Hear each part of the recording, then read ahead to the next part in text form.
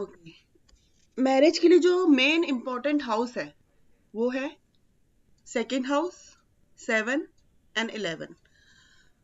Second means family, जो हमारी family है। फर्स्ट हाउस क्या था? मैं। सेकंड हाउस हमारी फैमिली, जिसमें हमारी इंक्रीमेंट होती है, हमारी फैमिली बढ़ती है। हमारी फैमिली कब बढ़ेगी? जब हमारी शादी होगी, शादी के बाद बच्चे होंगे, तो उस तरह से हमारी फैमिली बढ़ती है। अब सेवंथ हाउस क्या होता है? सोसाइटी। हमारा जो पार्टनर होता है वो क्या होता है? इसी सोसाइटी का होगा। जो भी है हमें इसी सोसाइटी से ही मिलना है, चाहे वो पार्टनर हो, बिजनेस पार्टनर हो, या कोई भी हो। तो वो उसमें हम 7 हाउस को इंक्लूड कर लेंगे। 11th हाउस, 11th हाउस का मतलब होता है गेन, कि हमें जो हमारे पार्टनर है उसका गेन होगा या नहीं। जब 2, 7, 11 कनेक्ट होते हैं एक दूसरे से, तो यहाँ पे हमें मैरिज से रिलेटेड इवेंट होने की चांसेस होते हैं। थर्ड हाउस जो होता है वो सपोर्ट का होता है। थर्ड हाउस क्या होता है? मार्केटिंग का होता है।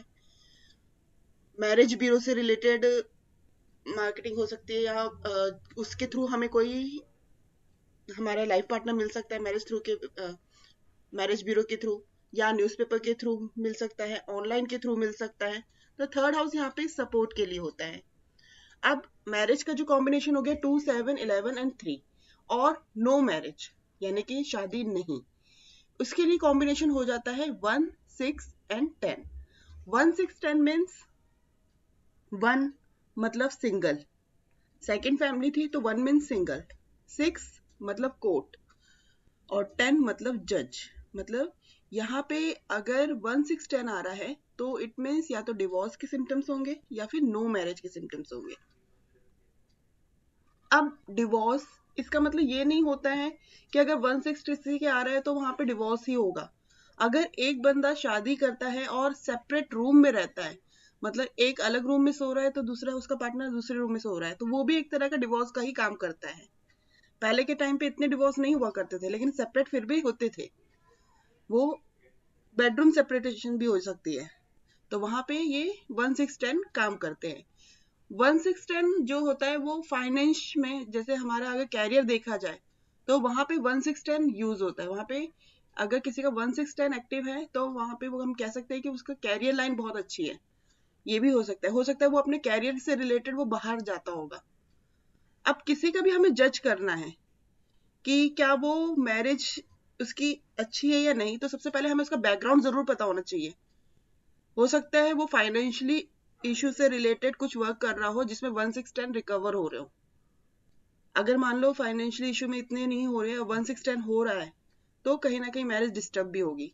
अब एक पर्सन अगर अपने कैरियर को लेके बाहर जाता है, बाहर जाके सर्विस करता है, जॉब करता है, बिजनेस करता है, कुछ भी अगर जाके बाहर करता है और वहां पे 1, 6, 10 एक्टिव हो रहे हैं, तो ये भी एक तरह की सेपरेशन ही है। बीवी कहीं और है, पति कहीं और है। तो यहाँ पे इस तरह से हम इसको समझेंगे। यहाँ तक पॉइंट क्लियर हुआ? यहाँ पे कोई डाउट है?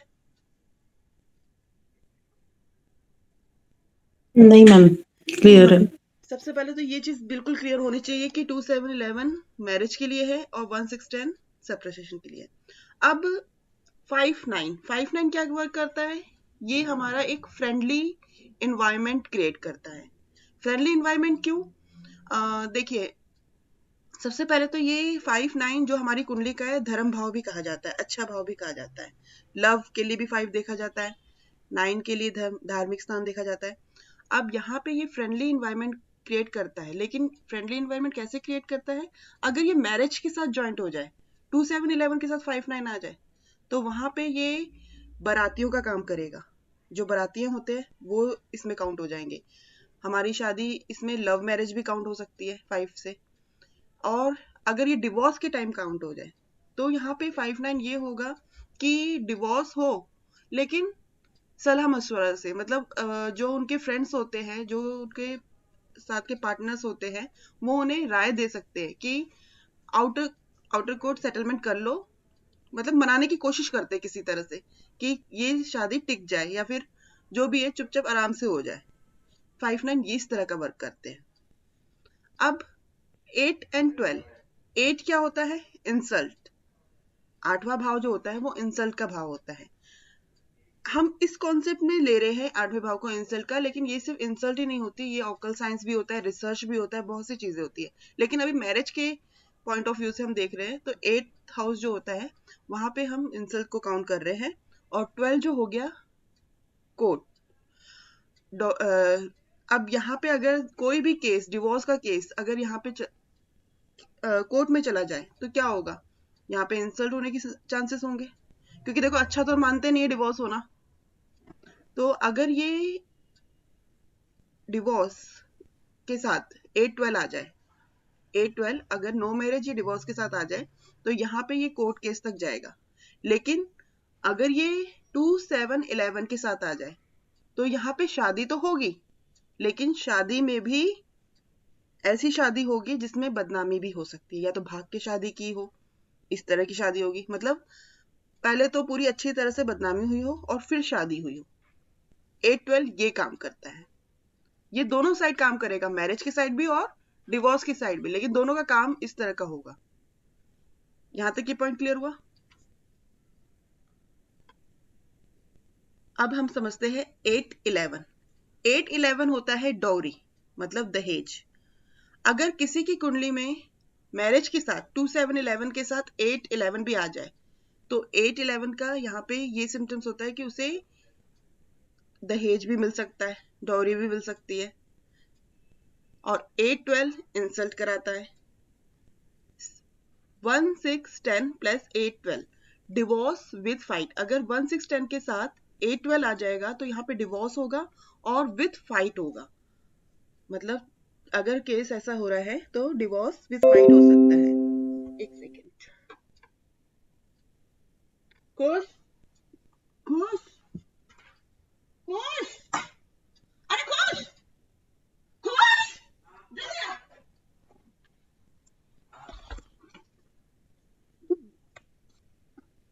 वहां से होकर नदी।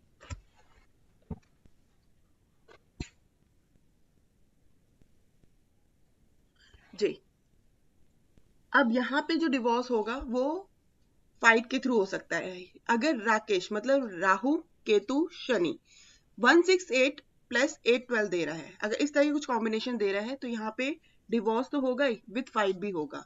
अब ये जो होते हैं ये स्ट्रॉन्ग कोऑर्डिनेट होते हैं राकेश की, 1-6-10 प्लस 8-12, इस तरह के कॉम्बिनेशन को हम स्ट्रॉन्ग कॉम्बिनेशन मांगेंगे।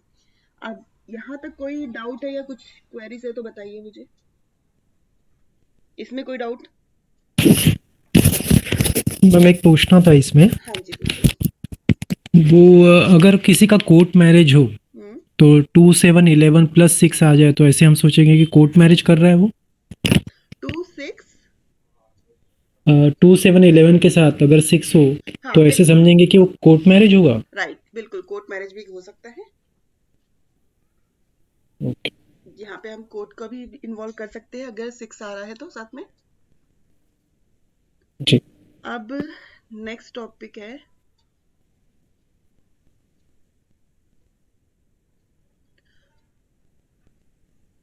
फाइव इलेवन का मतलब होता है 5 का 5th हाउस जो होता है वो हमारा लव की ओर इंडिकेट करता है, और 11 जो प्योर लव होता है, अच्छा वाला प्यार। तो यहाँ पे 5-11 अगर किसी की कुंडली में आता है तो वहां पे वो जो लव होगा वो बहुत ही अटैचमेंट वाला होगा, बहुत ही प्योर लव होगा। मीन्स जीना भी उसी के लिए और मरना भी उसी के लिए, इस तरह का प्यार होगा। ये प्यार माँ बेटे में भी देखा जा सकता है। अगर चाइल्डहुड में बच्चे की कुंडली में अगर 5-11 आ रहा है तो उस समय हो सकता है कि वो माँ से इस तरह का लगाव करता है, या फिर जिससे भी लगाव करेगा वो इसी तरह का लगाव करेगा कि बहुत ही अच्छे वाला। 5-8-12 ये एक लव होता है फिजिकल लव, यहाँ पे फिजिकल लव इंक्लूड हो जाता है, मीन्स बैड रिलेशनशिप यहाँ पे ये भी इन्वॉल्व हो जाता है, क्योंकि 12वां भाव जो होता है वो हमारा बैड रिलेशनशिप देखा जाता है 12th हाउस से कि कैसा है। अगर 12th हाउस खराब हो रहा होगा तो वहां पे हमारा बैड रिलेशनशिप भी खराब होता है। 5-8-12 स्कैंडल ऑफ लव, यहाँ पे जो लव है मतलब उसमें स्कैंडल बन जाता है, पूरे मोहल्ले को पता होता है, पूरे शहर को पता होता है, इस तरह का 5-8-12 का लव होता है। अगर 5-8-12 कॉम्बिनेशन आपकी कुंडली में आ रहा होगा तो, कोऑर्डिनेट्स में आ रहा होगा तो 5 मीन्स लव, 8 सेक्स और 8 इंसल्ट भी होता है, और 12 बेड ऑफ लॉस। ये इस तरह के कॉम्बिनेशन है। आप इस तरह से समझेंगे तो साथ साथ इसको याद भी हो जाएगा। अब ब्रेक ऑफ लव, किसी का लव अफेयर चल रहा है, क्या वो सक्सेसफुल रहेगा? हो क्या वो ब्रेक हो सकता है, टूट सकता है, ऐसा भी कुछ हो सकता है। तो उसके लिए हमें दशा अंतर दशा में देखना होगा। अगर मान लो उसका लव चल रहा है और आने वाले टाइम पीरियड पे दशा या अंतर दशा में कुछ इस तरह के कॉम्बिनेशन आ जाए, 5 6 8, 5 6 12, 5 6 8 12, और राहु केतु और शनि आ जाए, तो यहाँ पे उनका जो लव अफेयर है वो टूट भी सकता है, खत्म भी हो सकता है। ये चीज देखते हैं।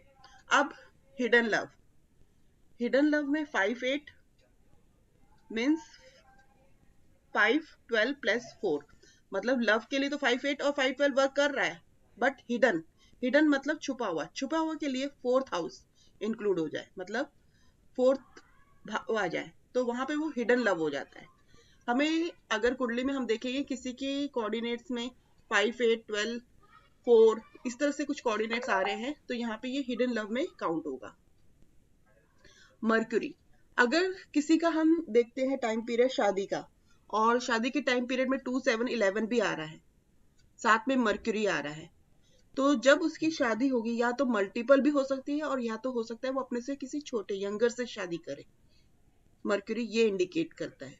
जुपिटर जो होता है बड़े को इंडिकेट करता है, या फिर मोर देन 2। राकेश, अगर राहु केतु शनि मैरिज टाइम पे 2 7 11 कोऑर्डिनेट में दशा अंतर दशा में राहु या केतु या शनि के इन्वॉल्वमेंट हो जाए, तो यहाँ पे जो है, तो यहाँ पर जो है आउट ऑफ कास्ट शादी हो सकती है, मैरिज जो होगी वो आउट ऑफ कास्ट भी हो सकती है। अब एक होता है नैतिकता, मतलब अपने जो प्यार के लिए नैतिकता रखता है कि मेरे को जीना भी इसी के साथ है या मरना भी इसी के साथ है, तो यहाँ पे 5 8 जो लव का इन्वॉल्वमेंट तो हो रहा है, इंसल्ट टाइप इन्वॉल्वमेंट भी हो रहा है, लेकिन साथ में 9 भी आ जाता है। 9 क्या होगा, धर्म के लिए हो गया, अच्छे भाव हो गया, तो 5 8 के साथ अगर 9 आता है तो प्यार तो बहुत करता है, लेकिन बहुत अच्छे वाला प्यार भी करता है और करना भी इसी के साथ चाहता है जो भी है। ये इस तरह का प्यार होता है। 5 9 12, 5 9 10 एंड 11 इस तरह के अगर कोऑर्डिनेट्स बनते हो तो। यहाँ तक किसी का कोई भी डाउट हो तो आप प्लीज क्लियर कर लीजिएगा। मैम इसमें एक पूछना है वापस से। तो इस हेलो, जी बोलिए। ये जो आप थोड़ा बताएंगे जुपिटर का, मतलब 5 7 11 आता है तो वो 2 7 11 आता है तो समझ जाते हैं कि हाँ शादी होगी। अब जुपिटर आ गया, ये जुपिटर आ गया मतलब कैसे, जुपिटर आ गया मतलब उसको क्या समझे, जुपिटर के कोऑर्डिनेट में 2 7 11 आए हैं, या क्या समझेंगे कि जुपिटर आ गया तो 2 शादियां हैं? जुपिटर की कोऑर्डिनेट में मतलब कि जैसे दशा अंतर दशा या प्रांतर दशा शादी के टाइम पे जुपिटर की अगर चल रही होगी, तब ये चांस हो सकते हैं कि वो जिससे शादी कर रहा है वो उससे बड़ा होगा, इस तरह से। अच्छा, और किसी का अगर 7th भाव ही मतलब कि 7वां भाव ही अगर हाँ, मीन राशि का हुआ या धनु फिर वो राशि का उससे हुआ। बड़ा ही होगा, नेचुरल है, फिर उससे बड़ा ही होगा, क्योंकि ओके। हम एक हाउस से भी कनेक्ट करते हैं। अगर यहाँ पे कोई राशि है, मान लो कि जुपिटर की राशि है, तो हम कह सकते हैं कि इसका पार्टनर इससे बड़ा होगा, बुद्धिमान होगा, ज्ञानवान होगा, क्योंकि जुपिटर के जो अच्छा। सिम्टम्स होंगे ना वो सारे उसके पार्टनर्स में होंगे। Same as it is Mercury होगा तो उसका जो पार्टनर होगा उसमें बचपना होगा, हो सकता है उससे एज में कम होगा, और देखने में एकदम मतलब यंग दिखता होगा, ज्यादा एज का भी हो जाएगा तब भी उसकी जो क्वालिटी होगी ना वो यंग ही रहेगी। नहीं, वो तो हो गया, वो तो हाउस के ऊपर से हम समझेंगे कि उसकी क्या अगर मरकरी होगी। ऐसे आ रहा है दशांतर दशा में तो भी यही चीज करेंगे हम। नहीं, मतलब ये पूछना था कि अगर 2 शादियों का जैसे बता रहा है जुपिटर विद 2, हम्म 2 शादियां ऐसे हम समझेंगे ना, तो 2 शादियों को हम कैसे फाइंड आउट करें, मतलब 2 7 11 आ गया अगर कोऑर्डिनेट में, हम्म तो और जुपिटर के ही कोऑर्डिनेट में आ रहा है, हम्म तो ऐसे समझेंगे कि इस बंदे की 2 शादियां होनी पक्की है। जुपिटर अगर भाव में आ रहा है जी। 12th में, मतलब यहाँ पे मान लो 12th राशि आ रही है या फिर 9 राशि आ रही है या जुपिटर आ रहा है, तो चांसेस ऐसे बनते हैं। ओके। इसको हम कोऑर्डिनेट में नहीं लेंगे, इसको हम भाव में लेंगे। तो एक वापस से थोड़ा डाउट आ गया। अगर लड़के की राशि है और वो 7th हाउस में धनु राशि आ गई, तो उस बंदे की मतलब ऐसे होगा ना कि उस बंदे की शायद 2-3 शादियां होंगी, उस लड़की की 2-3 नहीं ना, ऐसे ना, मतलब उस बंदे की 2 शादियां हो जाएंगी, ऐसे हाँ समझेंगे ना हाँ, इसको हम तो। बिल्कुल बिल्कुल। जी। ओके, अब यहाँ तक और किसी को कोई डाउट? हेलो हाँ जी, बोलिए। मैडम, अगर राहु केतु शनि हो, उसमें 2 7 11 कोऑर्डिनेट आ जाए तो आउट ऑफ कास्ट शादी होती है उसकी? जी, आउट ऑफ कास्ट शादी होगी। अगर दशा उसकी चल रही हो तो हाँ चांसेस जी, आउट ऑफ कास्ट के ही है। ठीक।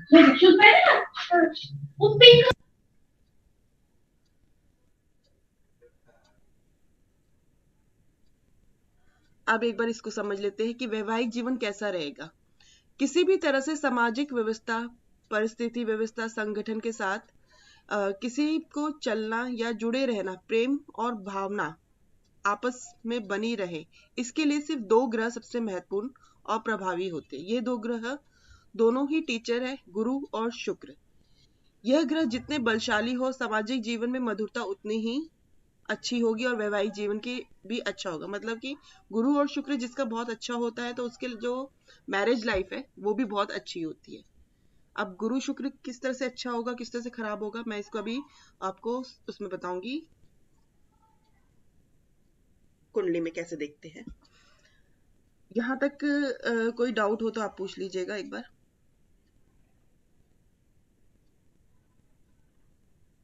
एक बार मैं ऑन कर लेती हूँ कुंडली भी, 1 सेकेंड।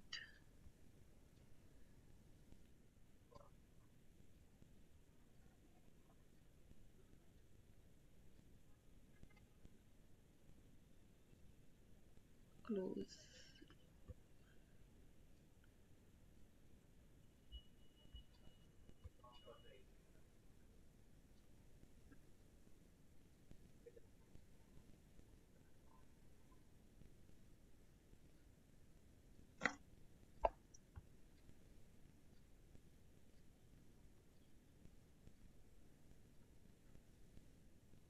शेयर हो रहा है? कुंडली शेयर हो रही Yes, ma'am. है? ओके। अब यहाँ पे देखिए मैरिज। सबसे पहले मैरिज के क्या कोऑर्डिनेट थे? 2 7 11. 2 7 11। अब यहाँ पे देखिए दशा कौन सी चल रही है? जुपिटर की, मून की, ये दशा चल रही है। जुपिटर क्या शादी के लिए कह रहा है, बताइए। देखिए जुपिटर क्या दे रहा है, 7 दे रहा है और नक्षत्र में 9 6 दे रहा है, सबलॉट में 7 5 10 दे रहा है। ये कॉम्बिनेशन दे रहा है। आप एक बार जज करिए, बताइए क्या ये मैरिज के लिए ओके है? जुपिटर करा सकता है मैरिज? एक बार ट्राई करिए, बताइए मुझे। लव कराएगा मैडम, ऐसे लगता है। शादी होना तो मुश्किल लगता है, सिर्फ 7 ही दे रहा है। हाँ, 7 ही दे रहा है, लेकिन 6 10 के भी जो कोऑर्डिनेट है ना वो स्ट्रांगली दे रहा है। हाँ। तो यहाँ पे प्रॉब्लम हो सकती है शादी में। अब मून क्या दे रहा है, 7 11 7 दे रहा है, साथ में 1 और 10 भी दे रहा है। 10 क्या है, स्टेटस है। 1 6 10, 1 6 10, 1 सिंगल मैं, और 6 कोर्ट से रिलेटेड, लड़ाई झगड़ा। 6 हाउस से हम लड़ाई झगड़ा भी देखते हैं। 10 कोर्ट, काम, स्टेटस, हमारा जो ईगो है वो भी 10th हाउस से देखा जाता है। हम कितने ईगोस्टिक है, हमें क्या चीज पसंद है, क्या चीज नहीं पसंद है। अगर 10 हाउस एक्टिव हो रहा है तो इट मीन्स उसमें ईगो बहुत ज्यादा है। Okay. आप किसी की कुंडली में अगर आप देखोगे कि पूरी कुंडली में 10 10 10 आ रहा है, हर प्लैनेट 10 इंक्लूड कर रहा है, तो वो पॉलिटिशियन से भी इन्वॉल्व हो सकता है। उसकी लाइफ पॉलिटिशियन में भी हो सकती है, पॉलिटिक्स लाइफ में भी इन्वॉल्व होगा वो। इस तरह से हम जज करेंगे। यहाँ पे कोई डाउट? इतना समझ में आया? मैम ऐसा भी हो सकता है कि 10 अगर जैसे अभी 10 अगर रिफ्लेक्ट कर रहा है तो मे बी उसका आफ्टर मैरिज में स्टेटस ज्यादा मतलब स्टेटस बढ़ जाए उसका, ऐसा भी पॉसिबिलिटी है क्या?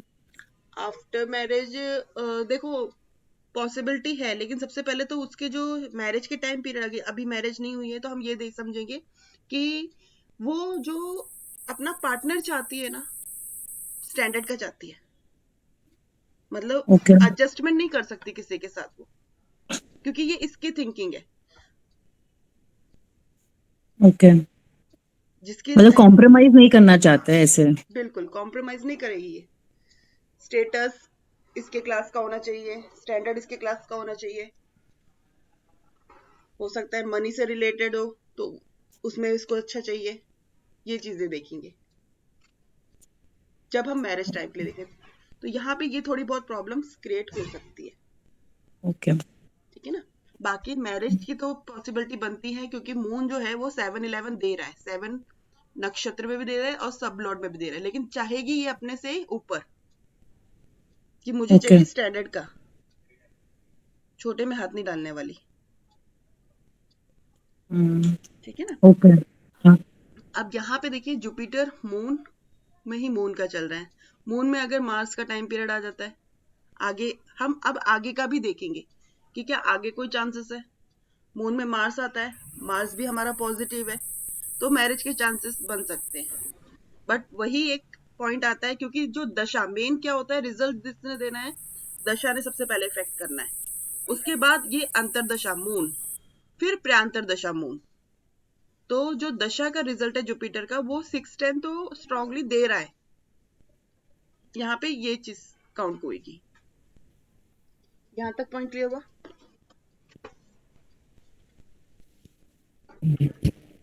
इसमें कोई डाउट हो तो आप एक बार पूछ लीजिए। मैम इसमें ये 4 नंबर अगर वो शो हो रहा है, 4th हाउस शो हो रहा है मून का, हम्म तो इसको कैसे, वो तो हिडन में समझते हैं उसको, तो इसमें कुछ इसमें नलीफाई होता है मतलब कि या न्यूट्रल इसको बिल्कुल समझेंगे, छुपा कुछ नहीं हुआ होगा? कह सकते हैं, कहीं इसने लव अफेयर चल रहा होगा बट छुपा के रखा होगा, बिल्कुल ठीक। कह सकते हैं हम इस चीज को। अब एक चीज और समझिएगा, अब मैं कुछ न्यू कॉन्सेप्ट समझा रही हूँ, एक कॉपी और पेन ले लीजिए, साथ में लिखते जाइएगा।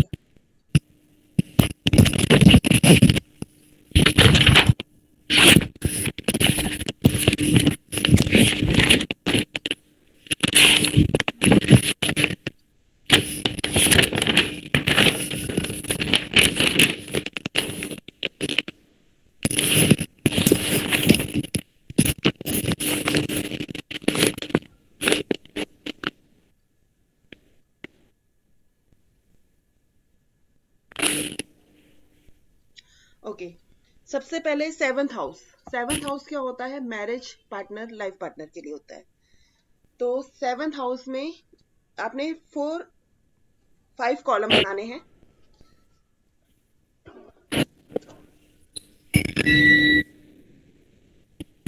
फर्स्ट स्टार लॉर्ड लिखना है, फर्स्ट कॉलम में स्टार लॉर्ड लिख लीजिए, सेकंड में सब लॉर्ड, थर्ड में सब लॉर्ड लिखना है। ये चीज अब आपको समझनी होगी कि कोऑर्डिनेट कैसे देखने हैं। आज हम मैरिज का ही करेंगे सेवंथ हाउस से रिलेटेड, तो उससे आपको पता चलेगा कि कब मैरिज होगी, कब नहीं होगी और कब प्रॉब्लम्स आ सकती है। ये चीज भी आज आपको क्लियर करूंगी।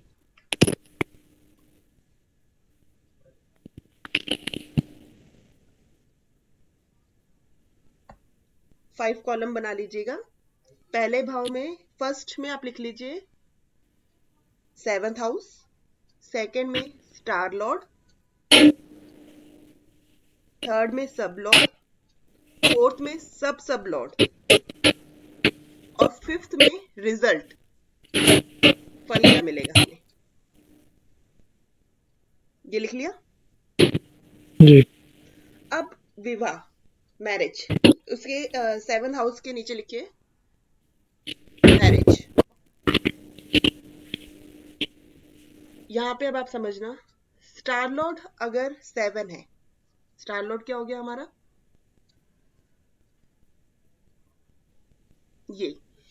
शेयर हो रहा है, कुंडली शेयर हो रही ना। जैसे मून में आप देखेंगे, मून में 7-1 दिया हुआ है, ये हमारा क्या हो गया, स्टार लॉर्ड। देन सॉरी, ये प्लैनेट हो गया। 7-11 जो हो गया वो हमारा स्टार लॉर्ड हो गया। मून का स्टार लॉर्ड कौन हो गया, मार्स। और सब लॉर्ड कौन हो गया, वीनस। प्लैनेट,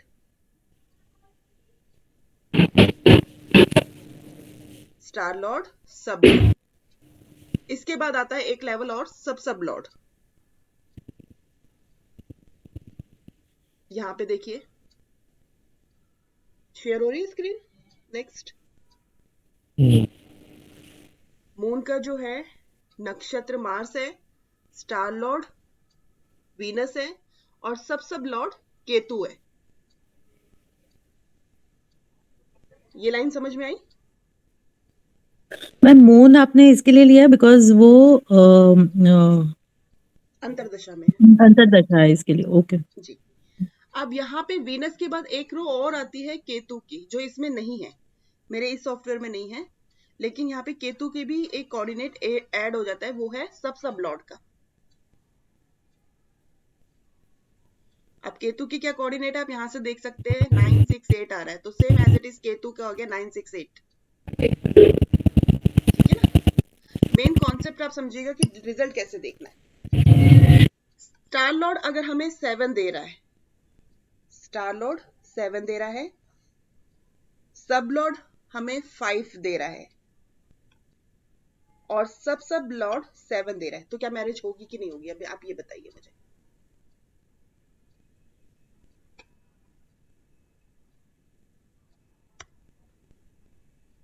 एक बार कॉपी में लिखिए और मुझे बताइए।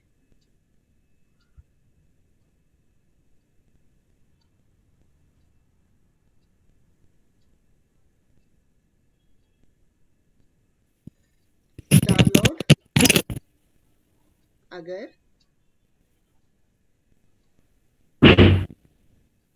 7 दे रहा है,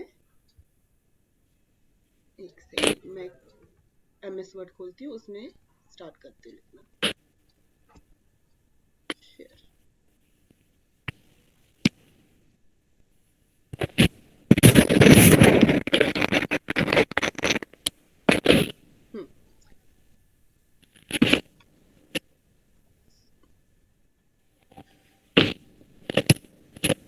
स्टार लॉर्ड हमें क्या दे रहा है, 7।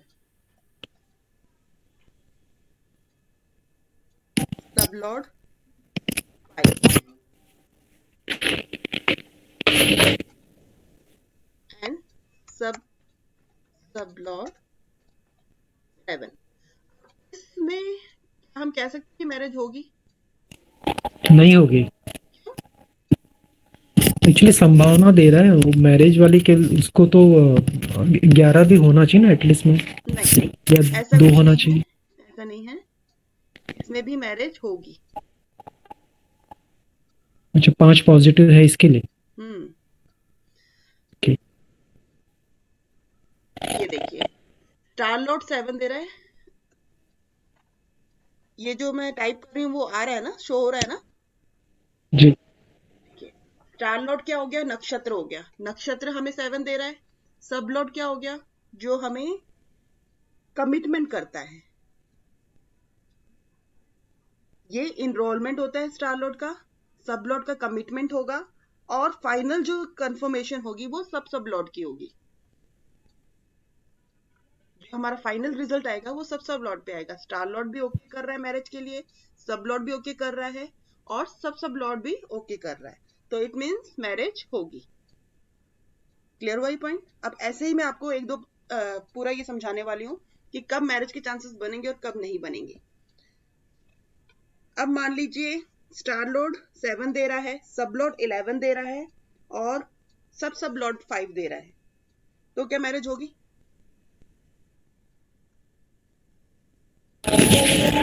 होगी अब तो। होगी। ये सारे पॉजिटिव है, मैरिज साइन के लिए पॉजिटिव है, समझ में आई बात।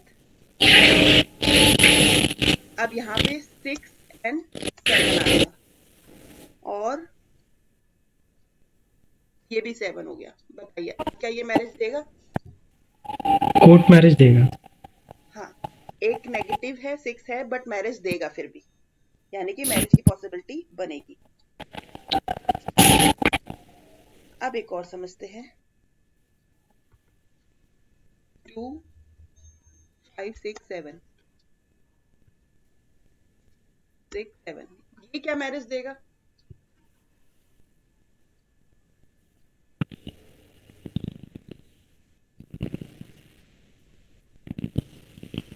ये भी तो देना ही चाहिए ना मैम, ऐसे लगता है, क्योंकि साढ़े तो 2 भी पॉजिटिव, 5 भी पॉजिटिव, 7 भी ज्यादा है पॉजिटिव, नंबर ज्यादा है। अब यहाँ पे क्या हो गया? देखो, इन्वॉल्वमेंट जो थी स्टार लॉर्ड की 7 मैरिज के लिए ओके कर रही है, सब लॉर्ड क्या कर रहा है, वो मैरिज के लिए ओके भी कर रहा है, लेकिन 6 नंबर एक डिनाई भी आ रहा है।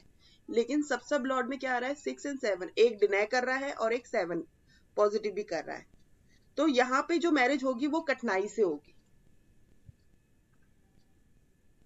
समझ में आ रहा है? ये कोऑर्डिनेट को मैं आपको पढ़ना सिखा रही हूँ कि किस तरह से कोऑर्डिनेट पढ़ना है, क्योंकि यहीं पे आप गलतियां करते हो कि समझ नहीं पाते कि क्या है मेन।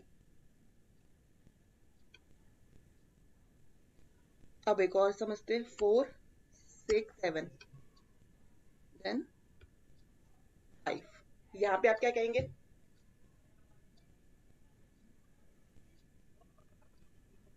मैरिज की पॉसिबिलिटी बनेगी?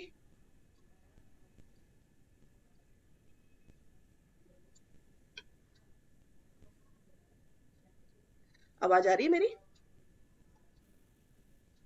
यस मैम, आ रही है, पॉसिबिलिटी तो बन रही है मैम, बट पॉसिबिलिटी अगेन बन यहाँ रही है, पर हाँ, बट लव मैरिज के चांसेस है, मतलब हिडन लव जो भी हाँ, होगा हिडन लव आ उससे गया, मेरी पॉसिबिलिटी बिल्कुल है। बिल्कुल राइट। एंड 6 आ रहा है, नेगेटिव भी आ रहा है, तो यहाँ पे पॉसिबिलिटी थोड़ी सी मतलब ये है कि कठिनाई से होगी, लेकिन होगी। ठीक है ना? राइट। इस तरह से आपने कोऑर्डिनेट को समझना है। अब ये बताइए, आपको समझ में आ रहा है इस तरह से? कोई प्रॉब्लम तो नहीं हो रही? जो एक एक पॉइंट समझाने की कोशिश कर रही हूँ, क्लियर हो रहे हैं? Yes ma'am. यहाँ पे ही क्योंकि बार बार प्रॉब्लम आती थी कोऑर्डिनेट को कैसे पढ़ना है, सिंगल कोऑर्डिनेट पढ़ना आप इस तरह से समझेंगे। हाँ जी, ये बताइए इसमें चांसेस बनेंगे?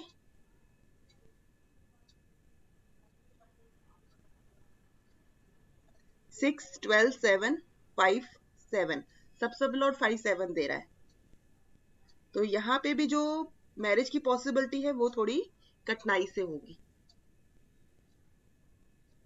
क्यों? क्योंकि जो सब लॉर्ड है, जो कमिटमेंट कर रहा है, कमिटमेंट में ये थोड़ी सी प्रॉब्लम क्रिएट कर रहा है। 6 12 देख के शादी दे रहा है, लेकिन प्रॉब्लम भी दे रहा है साथ में, फिर सब लॉर्ड पे जाके ओके हो जा रहा है। यहाँ पे ये पॉइंट क्लियर हो गया? इसमें कोई डाउट? कोऑर्डिनेट को कैसे रीड करना है समझ में आ गया होगा अब आपको अच्छे से? Yes ma'am. मैम 1 और 11 का भी कॉम्बिनेशन एक बार बताइए ना। हाँ, मैं अभी बताती हूँ।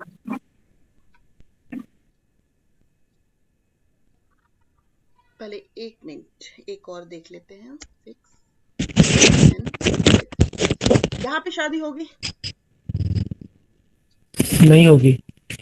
नहीं होगी, राइट। मैम एक पूछना था, जो पिछला था उसमें हाँ, बोलिए। जो 6 12 जो था उसमें लिखा वो 7 था। ये जानना था कि नॉर्मली हमारे जितने भी कोऑर्डिनेट्स हैं एस्ट्रोसेज में जो आते हैं वो 3 ही आते हैं। स्टार लॉर्ड आते हैं, सब लॉर्ड आते हैं, मतलब नक्षत्र लॉर्ड आते हैं। वो तीनों पॉइंट्स में यहाँ सब लॉर्ड तक तो ही आता है, ये सब लॉर्ड तो एक अब एक्स्ट्रा आगे वाली का, बात हो गई। हाँ बिल्कुल, अब आगे का आ गए हम, सब लॉर्ड पे आ गए। हाँ, तो मतलब कि अगर हम वो मुझे ये क्वेश्चन था कि अगर वो 3 हम देख रहे हैं किसी से किसी का देख रहे हैं एस्ट्रोसेज से देख रहे हैं, तो वो सिर्फ 3 ही चीज आएगी। तो हम वहां पे देख रहे हैं कि लास्ट में अगर से ऊपर अगर 2 आया, 7 आया, फिर 6 12 7 आया, तो ऐसे हम समझेंगे कि इसको कटना ही होगी, और लास्ट अगर सब लॉर्ड में ओके आता है तो ही हमें बताना ठीक रहेगा, ऐसे कहने का मतलब है। बिल्कुल राइट। हम देख लेंगे सब लॉर्ड तक, अगर वहां पे हमें सब लॉर्ड तक हमें लेवल ठीक लग रहा है तो भी उसकी शादी नहीं हो पा रही है। कई बार ऐसा भी होता है ना, हम देखते हैं कि मैरिज के कोऑर्डिनेट पूरे अच्छे से बन रहे हैं सब लॉट लेवल तक, यहाँ तक, जी लेकिन फिर भी उसकी शादी नहीं। तो हमने सब लॉट लेवल भी चेक करेंगे कि कहीं वहां तो कोई प्रॉब्लम नहीं है। अगर वहां पे प्रॉब्लम हुई तो हम उसका सोल्यूशन देखेंगे, तब वहां पे हम देखेंगे। यहाँ पे हमारे साथ ये मिस्टेक होती है कि हम सब लॉट लेवल चेक करना भूल जाते हैं। अब हम नया चैप्टर शुरू कर रहे हैं सब लॉट लेवल का भी, जो इसका एडवांस वर्जन है। ओके ठीक है ना। अब कोऑर्डिनेट को इसी तरह से आपने रीड करना है, ये चीज आप समझ लीजिए। नेगेटिव पॉजिटिव क्या है ये आपको अच्छे से समझ में आ गया होगा।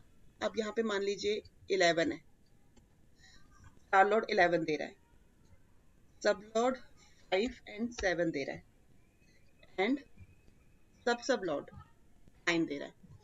हमने अभी सब लॉर्ड को नहीं पढ़ा, हमने सिर्फ इसको पढ़ा है 11 2 7। तो मैरिज हो रही है। 9 में भी जाके देखते हैं तो मैरिज की पॉसिबिलिटी है। अब मान लीजिए अगर यहाँ पे 9 की जगह 6 आ जाता तो मैरिज नहीं होगी। अच्छा खासा स्टार लॉर्ड भी 11 दे रहा है, सब लॉर्ड भी दे रहा है 5 7 की कोऑर्डिनेट, मैरिज के कोऑर्डिनेट, लेकिन सब लॉर्ड में क्या हो गया, प्रॉब्लम आ गई। यहाँ पे फिर मैरिज में प्रॉब्लम आ जाएगी। क्लियर हुआ पॉइंट, मैरिज को कैसे देखना है।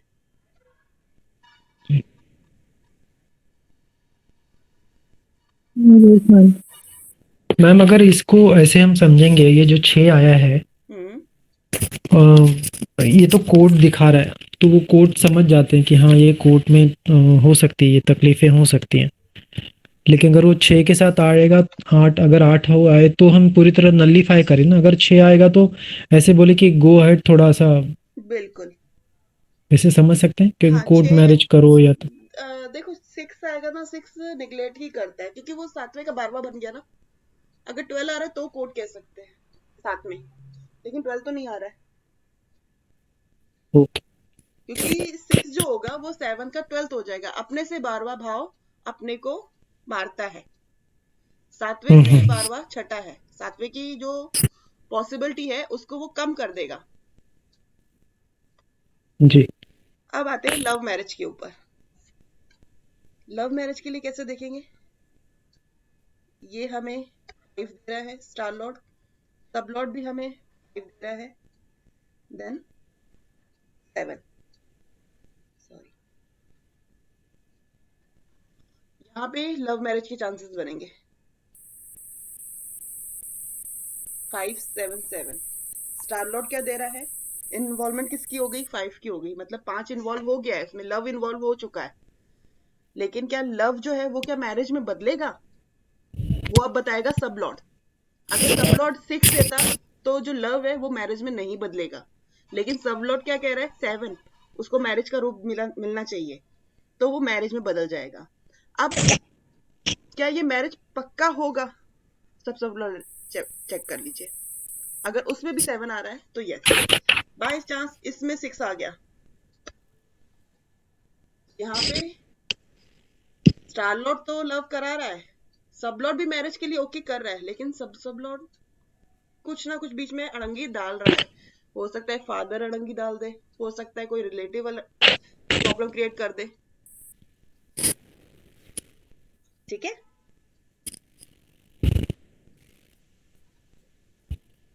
अब यहाँ पे एक और समझते हैं। 7 11 एंड 5, यहाँ पे अगर 5 आ जाए या 11 आ जाए या 7 आ जाए तो क्या लव मैरिज होगी, बताइए। हाँ होगी। होगी। होगी। अब एक सेकेंड में यहाँ पे हम 4 ले लेते हैं, बताइए लव मैरिज होगी।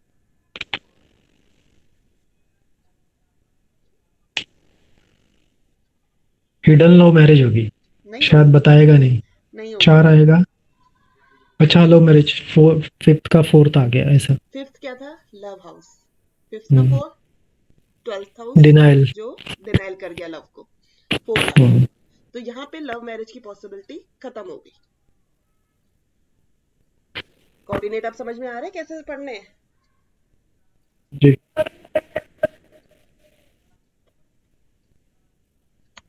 4, 8, 12। देन यहाँ पे लव मैरिज होगी। स्टार लॉर्ड क्या दे रहा था? लव दे रहा था। सब लॉर्ड ने लव खत्म कर दिया, 4, 8, 12 कर दिया।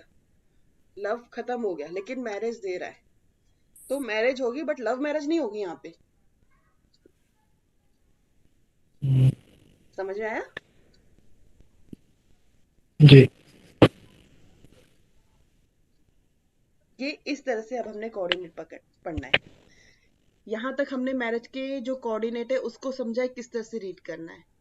किसी को कोई भी डाउट्स हो तो वो आप पूछ सकते हैं। बाकी कुछ जो रिजल्ट है वो मैं आपको व्हाट्सएप में शेयर करूंगी, जिससे आपको और इजीली समझ में आएगा कि एक एक कोऑर्डिनेट को किस तरह से पढ़ा जाता है। यहाँ तक कोई प्रॉब्लम किसी को?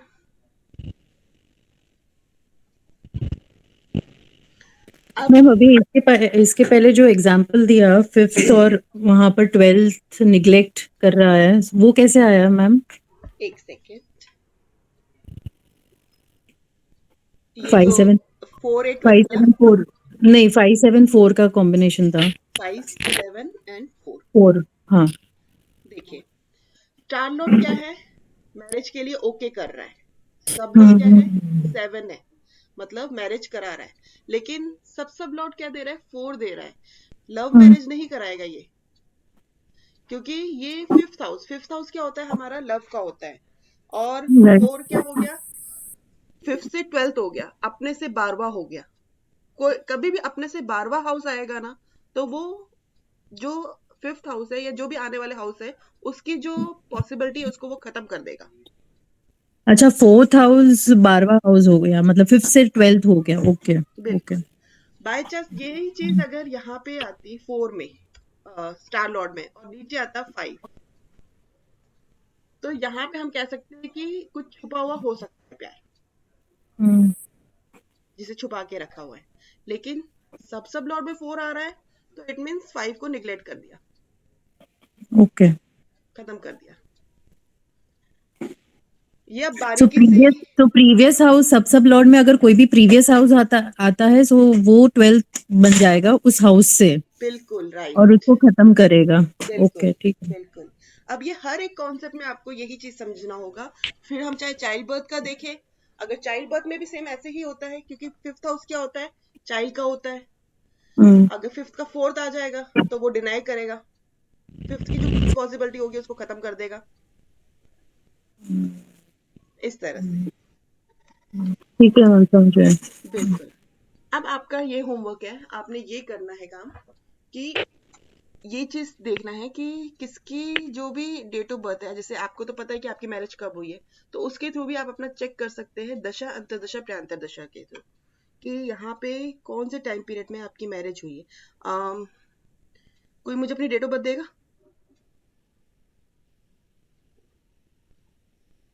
किसी की डेट ऑफ बर्थ मिल सकती है मुझे? मैं दे सकती हूँ मैम, लेकिन मैरिज नहीं है, सिंगल। नो प्रॉब्लम, आप आपको दीजिए, ये भी मैरिज देखते हैं कि क्यों नहीं है। मैम आपके पास है मेरा डिटेल्स? एक बार मुझे फिर से दे दीजिए। 11th ऑफ 11 अपना 11th अक्टूबर। नाम क्या बताया आपने अपना? एक मिनट। तेजल। हाँ, सेजा। आपके सब लो लेवल तक चेक करेंगे हम। टाइम बताइए। डेट क्या बताइए आपने? 11, 11th अक्टूबर 84। अक्टूबर 84। 1984 84। 1984। ओके। और time? Time 14 5। 14, 5। 5। Mumbai. Okay, please.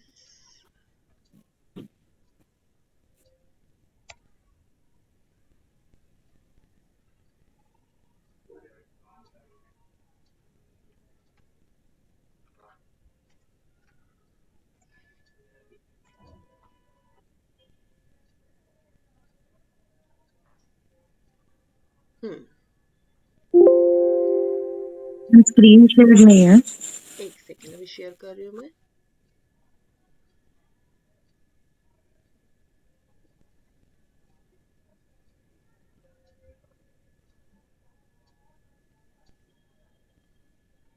एक बार देखना शेयर हुआ है, कुंडली शेयर हो रही है। यस अभी आ रही है। अब यहाँ पे हम देख लेते हैं मैरिज, जो मैरिज की कॉम्बिनेशन है। दशा कौन सी चल रही है? मून, वीनस और सैटर्न की।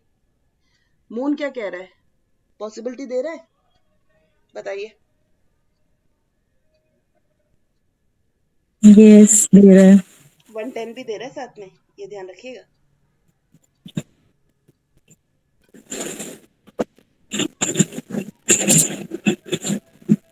मून का हम एक बार सब लॉर्ड लेवल चेक करते हैं। मून का सब लॉर्ड लेवल क्या है? सैटर्न, शनि। शनि की क्या कोऑर्डिनेट है ये देखो, 2 1 10। यहाँ पे भी 2 1 10 इंक्लूड हो गया डबल टाइम। तो कहीं ना कहीं प्रॉब्लम्स आ ही रही है। स्टेटस की प्रॉब्लम आ रही है, बताइए। हाँ मैम, स्टेटस मतलब थोड़ा ढंग का ही देखते हैं, मतलब कि ऐसा नहीं है कि अपने से ऊपर चाहते हो? नहीं, मतलब थोड़ा ऐसा भी नहीं है कि कंप्लीटली ऊपर ही चाहते हैं, बट एटलीस्ट सेल्फ इंडिपेंडेंट हो कम से कम। बिल्कुल। मीन्स आप समझ रहे हो मैं क्या कहना चाहती हूँ? Sorry ma'am. आप समझ रहे हो मैं क्या कहना चाहती हूँ? हाँ तो यहाँ पे कहीं ना कहीं प्रॉब्लम्स आ रही, क्योंकि 110 भी इन्वॉल्व है। और कौन दे रहा है सब लॉर्ड पे? सैटर्न। सैटर्न क्या कर रहा है? डिनाई भी करा रहा है, क्योंकि जो रिजल्ट मिलना है वो सैटर्न के थ्रू मिलना है। और सैटर्न जो कारक होता है, मैलिफिक होता है, डिने का कारक होता है। तो यहाँ पे ये डिने दे रहा है मैरिज के लिए। समझ में आ रही बात? वीनस, वीनस भी आ रहा है। अब वीनस भी देखिए, वैसे तो ये ऑलमोस्ट पॉजिटिव होता है, लेकिन 10 और 6 दे रहा है। मैरिज की कोई कॉम्बिनेशन नहीं दे रहा है, नेगेटिव कॉम्बिनेशन इवन दे रहा है। तो कहीं ना कहीं वीनस भी आपका इतना अच्छा नहीं इफेक्ट दे रहा है, वो भी खराब हो रहा है।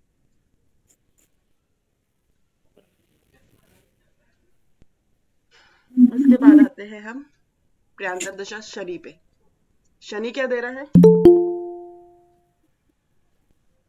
2 1 10। 110। तो यहाँ पे भी प्रॉब्लम्स आ ही रही है। प्रॉपर जो है, जो स्ट्रांगली कोऑर्डिनेट होते हैं, जो मैंने पॉइंटिंग करना बताया था, याद है पॉइंटिंग कैसे करते हैं? यस। तो वहां पे ये प्रॉपर पॉइंटिंग नहीं हो पा रही, नेगेटिवनेस ज्यादा आ रही है।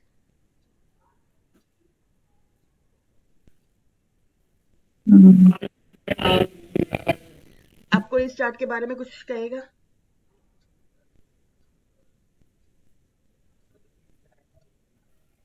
किसी के कोई डाउट? मैम लेकिन मरकरी में तो इनकी हो सकती है ना चांसेस? नहीं, मरकरी भी नेगेटिव है, देखिए ध्यान से। निगेटिव तो है, लेकिन नॉर्मली 9 11 5 ये तो आ ही रहे हैं। हाँ, और साथ में यहाँ 6। पे अगर मून में उनका तो जो दशा चल रही है, ये और ये दोनों अगर पॉइंट्स मिला के देखेंगे तो शायद पॉजिटिव पॉइंट्स बन जाएंगे। बन सकते हैं, लेकिन वही चीज आ रही है कि स्टेटस के इश्यूज रहेंगे, वो इश्यू रहेगा इनके साथ। इनसे मेरी पर्सनली थोड़ी सी बातचीत हुई है, इनकी जो प्रॉब्लम है वो मैं जानती हूँ। तो वहां पे वो कहीं ना कहीं इफेक्ट डालता है। क्यों सेजल जी, सही कह रही हूँ? Yes ma'am.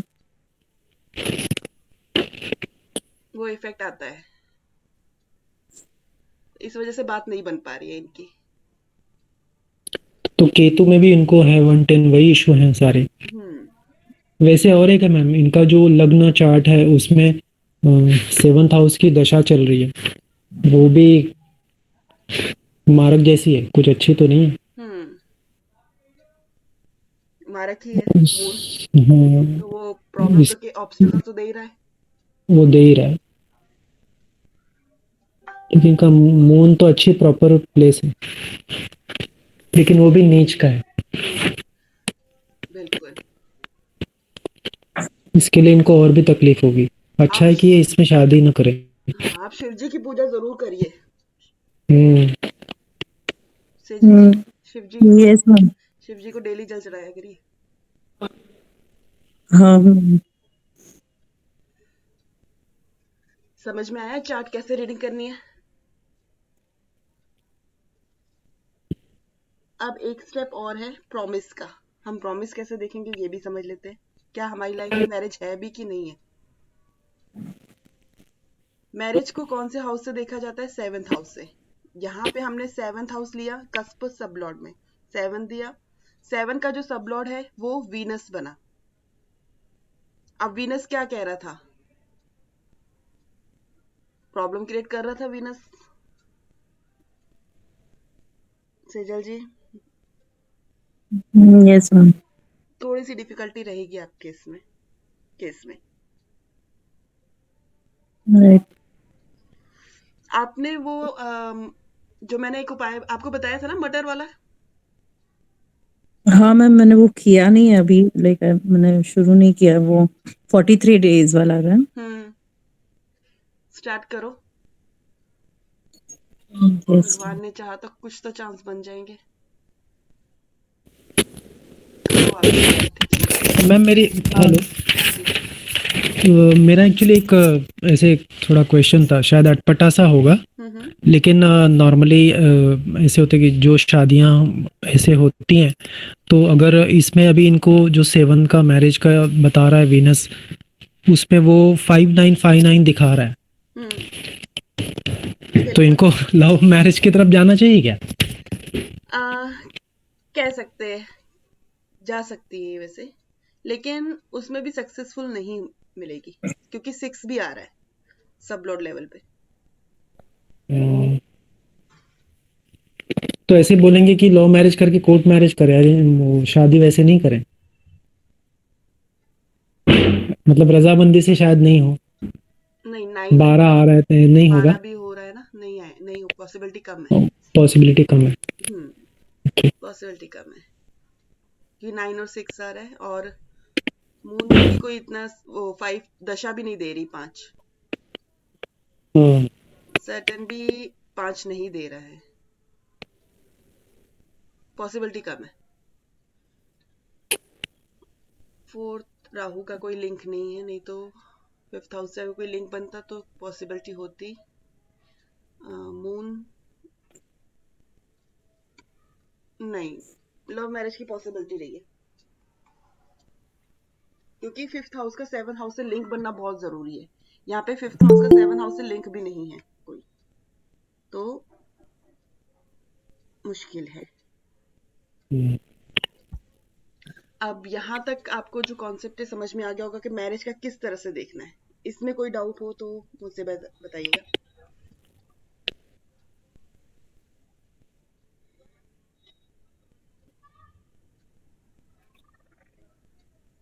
Marriage chapter clear हुआ? आज शायद अच्छे से क्लियर हुआ होगा कि किस तरह से देखना है मैरिज।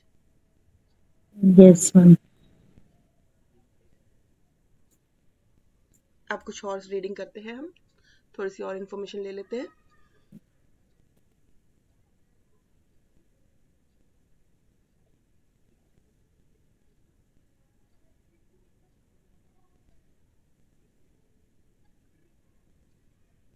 स्क्रीन शेयर हो रही है? यस, हो रही है। अब यहाँ पे फर्स्ट पॉइंट जो है, ये दोनों ग्रह के सूचक, इनका अच्छा ग्रह से युति हो या दृष्टि हो तो इनके अच्छे भाव या राशि या नक्षत्र पे होता है। इनका राहु केतु से, जैसे अगर राहु केतु का संबंध ना बने तो विवाह में जो होती है मधुरता और अच्छा, मतलब विवाह जो वैवाहिक जीवन है वो अच्छा बीतता है अगर राहु केतु इन्वॉल्व ना हो। शुक्र और गुरु अगर राहु केतु के साथ इन्वॉल्व ना हो तो जो मैरिज लाइफ है वो अच्छी बीतेगी। चंद्र जो होता है वो गृहस्थ और सुख के लिए होता है, अगर चंद्र हमारा बहुत अच्छा है, स्ट्रांग है, तो हमारा गृहस्थ जीवन भी मजबूत माना जाएगा। अगर चंद्र किसी तरह से नेगेटिव कॉम्बो की जोड़ी दे रहा है या राहु केतु के साथ भी इन्वॉल्व हो रहा है, तो वहां पे वैवाहिक जीवन में कमी आ जाएगी, वो प्रॉब्लम्स क्रिएट करेगा। चंद्र क्या है? हमारा मन है। अगर हमारा मन ही बेचैन रहेगा और राहु केतु क्या करते हैं? चंद्र को ग्रहण लगा देते हैं, तो यहाँ पे प्रॉब्लम्स आ सकती है हमारे रिलेशनशिप में। अब महिलाओं के लिए 7th और 8th मंगल अगर हो, सबसे पहली बात तो मंगल अगर 7 और 8 में आता है तो मांगलिक हो जाता है। यह 7th हाउस में आ जाए या 8th हाउस में आ जाए तो बुरे व पाप ग्रहों को देखा जाए तो यह पीड़ित होता है। तो विवाह में जीवन बड़े ही वैवाहिक जीवन में संघर्ष करने पड़ सकते हैं, क्योंकि 7th और 8th में अगर मंगल आ जाए तो मैरिज लाइफ वैसे ही डिस्टर्ब हो जाएगी। 7वां भाव क्या हो गया? हमारे मैरिज का हो गया। 8वां भाव क्या हो गया? हमारे इन लॉज का भी हो गया। अगर हम देखें लेडीज की लाइफ में, 7वां भाव हमारा पार्टनर हो गया, 8वां क्या हो गया? हमारे इन लॉज का हो गया। मतलब मंगल ने आके क्या किया? एक तो हमारे इन लॉज में मंगल का इफेक्ट आ गया, क्योंकि मंगल क्या हो गया? एग्रेसिव हो गया। ससुराल में क्या हो गया? लड़ाई झगड़े हो गए, वहां पे प्रॉब्लम आ गई। 7th में भी अगर मंगल आ जाता है तो हमारी मैरिज लाइफ में प्रॉब्लम आ गई, लड़ाई झगड़े हो गए।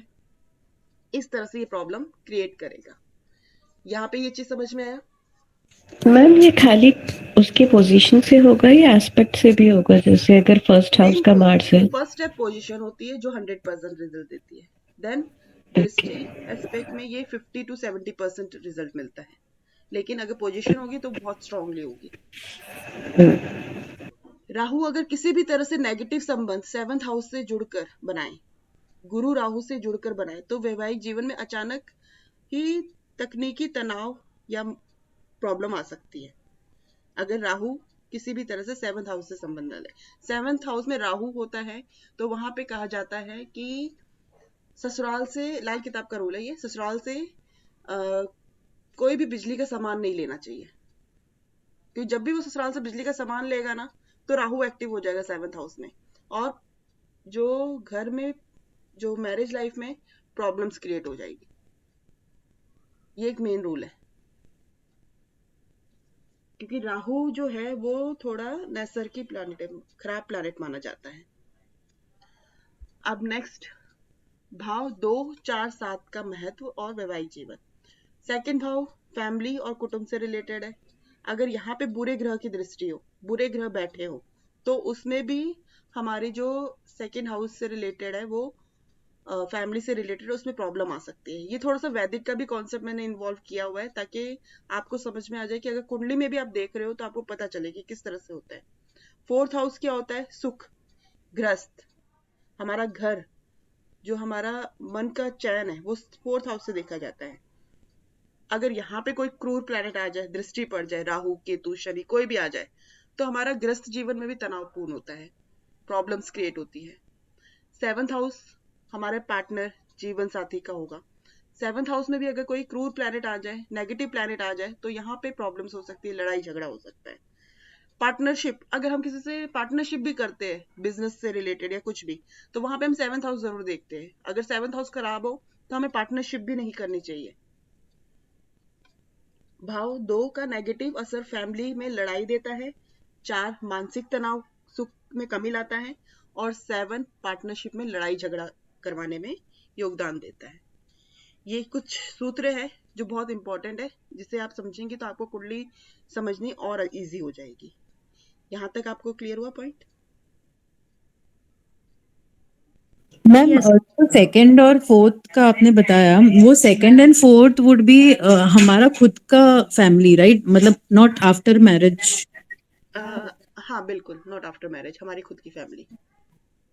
मतलब इवन दो अगर मैरिज हो गई और सेकंड एंड फोर्थ में हमारे मतलब लड़की की फैमिली के लिए ये नेगेटिव होगा, राइट? बिल्कुल, देखो जब शादी से पहले देखना होगा ना, तो हमें अपने 7th जो है उसको देखेंगे, 7th से 8th को, लेकिन शादी के बाद जो सेकंड हाउस है वो हमारी फैमिली ही बन जाएगी। ओके। बिफोर मैरिज हमारे लिए 8th हाउस ही हमारा ससुराल होगा, कि हमारा ससुराल कैसा होगा वो देखा, लेकिन आफ्टर मैरिज तो हमारी फैमिली बन गई। तो वहां पे फिर हमारा सेकंड हाउस एक्टिव हो जाएगा। ओके ओके ठीक है।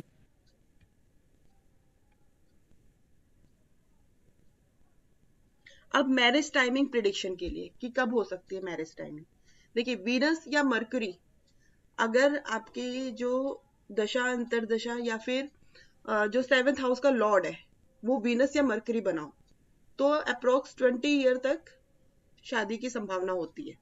और हो सकता है कि लव अफेयर भी हो, या तो लव अफेयर भी हो सकता है या फिर शादी की संभावना भी हो सकती है।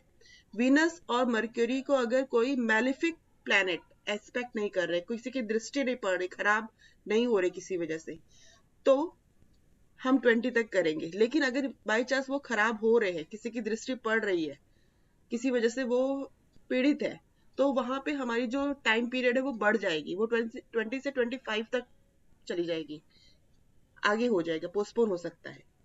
सेम एज इट इज अगर मैलिक प्लैनेट ऑल्सो सिग्निफिकेटर, जो खराब प्लैनेट है 6, 8, 10 दे रहे हो, तो यहाँ पे जो टाइम पीरियड है मैरिज का वो 30 प्लस भी हो सकता है। मर्क्यूरी जो है वो 18 ईयर तक लव करा सकता है, और अगर वो मैलिफिक प्लैनेट से कनेक्ट ना हो तो। और वीनस जो है 21 ईयर तक वो मैच्योर हो जाता है, मतलब 21 तक उसमें ये फीलिंग्स आ जाती है कि हाँ शादी के लिए ओके है। जुपिटर 25 तक अप्रोक्स लेके चलेंगे एज ईयर मैरिज के लिए, मतलब कि जब दशा अंतरदशा, यहाँ पे दशा अंतरदशा भी काउंट करेंगे कि दशा अगर वीनस की चल रही है तो अगर मान लो 20 ईयर है, 20 ईयर की एज है, तो उस टाइम पीरियड में शादी हो सकती है। या फिर वहां का लॉर्ड ये बना हो वीनस, तब ये हो सकता है। मरकुरी अगर लॉर्ड बना हो तो ये 25 अगर प्रॉब्लम ना हो, मतलब मरकरी किसी वजह से खराब ना हो रहा हो, तो 25 से पहले हो सकती है, नहीं तो 25 के बाद होगी। हमें ये चीज देखनी है कि जो 7th हाउस का लॉर्ड है वो कौन है, और वो कहीं किसी बैड प्लैनेट से इफेक्टेड तो नहीं है। अगर बैड प्लैनेट से इफेक्टेड है तो वहां पे मैरिज में प्रॉब्लम आएगी। यहाँ पे कोई डाउट?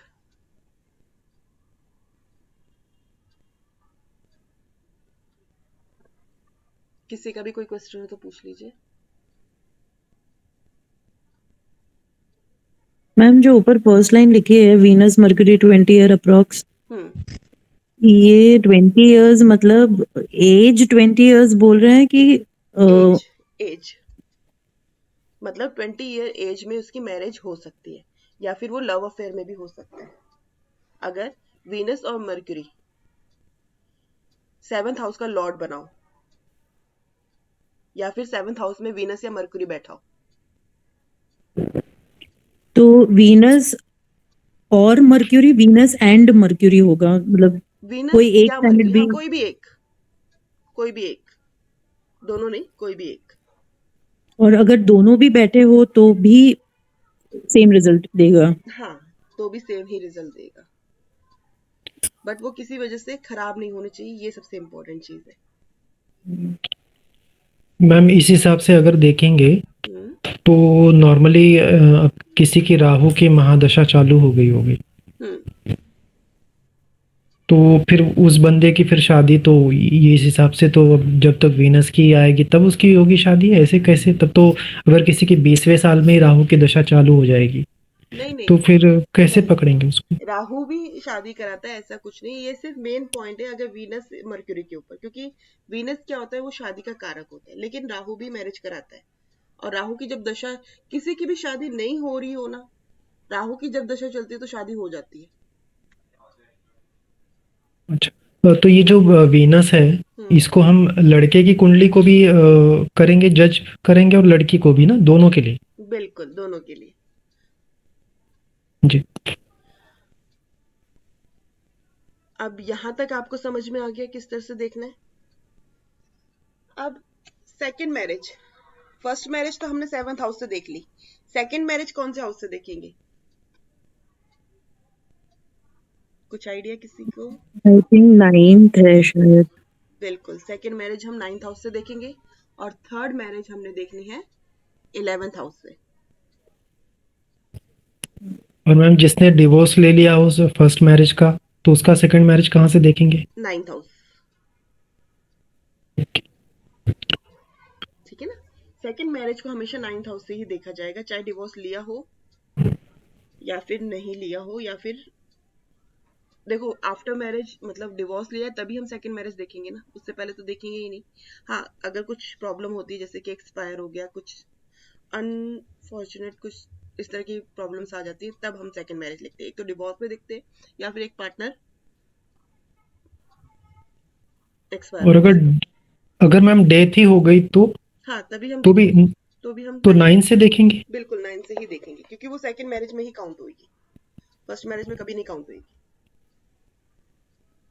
ऐसे तो नहीं देखेंगे ना कि जैसे 7th है, 7 से 8th हाउस में चले गए मतलब सेकंड हाउस, नहीं, मैरिज डेथ ऐसे नहीं? नहीं, ओके। ठीक है ना। अब यहाँ तक किसी को कोई डाउट? मैरिज कॉन्सेप्ट क्लियर हो गया, कैसे देखना है सारा?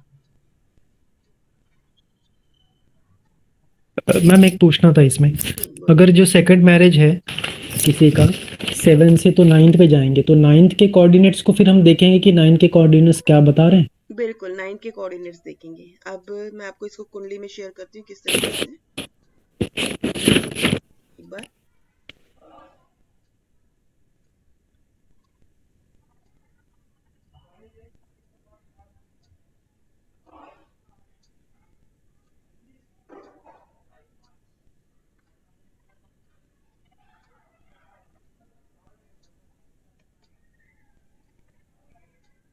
हम्म हमने अब सेकंड मैरिज का प्रॉमिस देखना है कि सेकंड मैरिज होगी कि नहीं होगी। सेजल जी, मैं आपकी कुंडली यूज कर रही हूँ, यस मैम, नो प्रॉब्लम। ठीक है। अब 9th हाउस, 9th हाउस में देख लीजिए सब लॉर्ड कौन है? केतु है। प्रॉमिस देखना है सबसे पहले तो, केतु है। केतु क्या कहता है मैरिज के लिए, क्या कह रहा है? डिनाय है कि होगी? बताइए।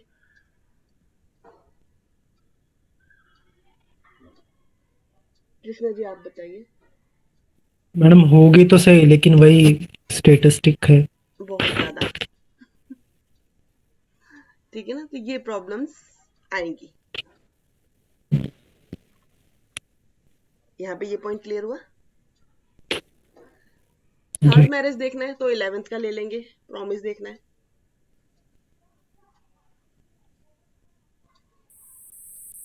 अब 11th का है Mercury, same as it is. Mercury देख लेते क्या कहता है। यहाँ पे हम ये चीज भी देख सकते हैं कि 6th हाउस का देखो मर्क्यूरी बना है, मर्क्यूरी जुपिटर के हाउस में ही है, सॉरी 9th हाउस का जो लॉर्ड है वो मर्क्यूरी बना है, मर्क्यूरी जुपिटर में ही है, सन के साथ है, तो पोजीशन उसकी ठीक है। बस वही थोड़ा सा स्टेटस का प्रॉब्लम आएगी, अदरवाइज हो सकती है, ऐसी बात नहीं कि नहीं हो सकती। एज इट इज 11th का जो है मंगल है जो 12th में चला गया है, और यहाँ पे केतु बैठा हुआ है। केतु भी 11th हाउस को इफेक्ट कर रहा है, खराबी कर रहा है। जो 11th के गेन है उसको वो खत्म कर रहा है। सेजल जी आपको गेन मिलता है? हाँ ma'am, gain in the sense मैं तो मतलब जॉब कर रही हूँ, सो हाँ, आपका जॉब में स्टेटस बना हुआ है और आप अच्छे लेवल पे जॉब कर रही है। यस। मैम वो इसको ऐसे भी देख सकते हैं ना, 11th हाउस में केतु है। एक्चुअली बोलते हैं कि जितने क्रूर ग्रह हैं 11th में तो अच्छा ही फल देते हैं समहाउ, और 11 से मंगल भी चला गया है अपने 11th में ही गया है, तो वो भी उस भाव को ज्यादा ही अच्छा इफेक्ट कर रहा है। बिल्कुल। तो हो सकता है मल्टीनेशनल में काम करें, आउट ऑफ इंडिया की कंपनी में शायद काम करती हूँ, तो इनको ज्यादा एक्सपोजर मिले। और इनका जो 10 हाउस है ना वो बहुत एक्टिव है, अगर कोऑर्डिनेट देखोगे तो 10 हाउस बहुत एक्टिवेट है। तो यहाँ पे इनका जो एक स्टेटस जो है ना, इनका खुद का अपना स्टेटस बहुत हाई है। हाँ, वो सैटर्न भी इनका उच्च का है ना, तो इनको अच्छा देना ही चाहिए था। अब ये मतलब जॉब सैटर्न भी करके अच्छा है। अगर यही बिजनेस करेंगे तो मुश्किल है। कभी मैम सोचा है सेजल जी? बिजनेस पॉसिबिलिटी है बिकॉज आई थिंक 7 नहीं बट 7 कम है ना कोऑर्डिनेट में 7 इज लाइक बिजनेस के लिए 7 चाहिए ना 2 बिल्कुल 7 11 और 2 7 10 11 बिल्कुल। कभी सोचे आपने वैसे बिजनेस के लिए? हाँ मैम ऐसे बीच बीच में तो आ जाते हैं थॉट्स जब जॉब से परेशान हो जाती हूँ तब पर कर पाते हो, सक्सेस हो पाते हो उसमें? नहीं नहीं नहीं वो सिर्फ सोचती हूँ कुछ कर नहीं पाती हूँ मैं बिल्कुल इसी वजह से। चलो, मैरिज का कॉन्सेप्ट होपफुली मैंने शायद आज बहुत अच्छे से समझा दिया होगा। पूरे पॉइंट्स क्लियर होंगे कि किस तरह से किस लेवल तक जाना है। यहाँ तक आपको क्लियर हो गया होगा, कोई डाउट नहीं होगा। कोई प्रॉब्लम तो नहीं है ना मैरिज में?